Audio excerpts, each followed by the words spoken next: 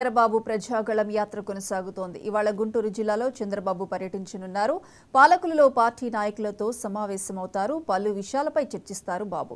ఆ తర్వాత ఉమ్మడి గుంటూరు జిల్లాలో పర్యటిస్తారు. ఇవాళ మధ్యాహ్నం క్రోసూరులో బహిరంగ సభలో ప్రజలతో చంద్రబాబు మాట్లాడతారు. మధ్యాహ్నం విరామం తీసుకుని సాయంత్రం సత్తెనపల్లిలో చంద్రబాబు సభలో పాల్గొంటారు.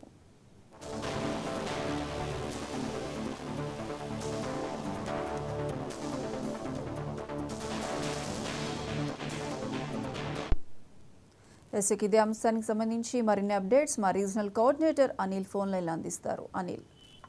Thank you Priyanka. ఇవాళ టీడీపీ అధినేత నారా చంద్రబాబు నాయుడు పల్నాడు జిల్లాలో పర్యటించనున్నారు. టీడీపీ అధినేత చంద్రబాబు ఎలకూరుపాడు నియోజకవర్గం కోసూరులో పర్యటించనున్నాడు. దానికి ముందు ముఖ్య నాయకులతో కూడా ప్రత్యేకంగా ఆయన సమావేశం అవుతున్నట్లుగా మనకు తెలుస్తుంది.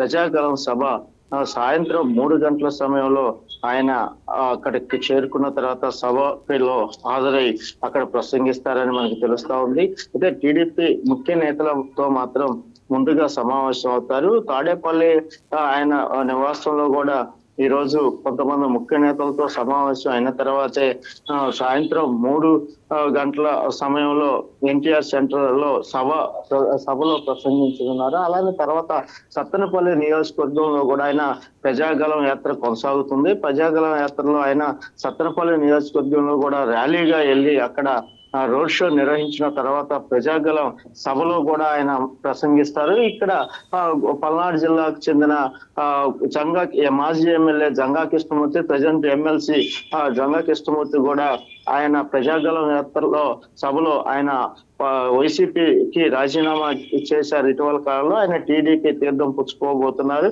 అయితే ప్రజాగళం యాత్ర ఈ రోజు పల్నాడు జిల్లాలోని పెదకూరపాడు, సత్తెనపల్లి నియోజకవర్గాల్లో నిర్వహించనున్నారు. Priyanka. Right Anil, thank you.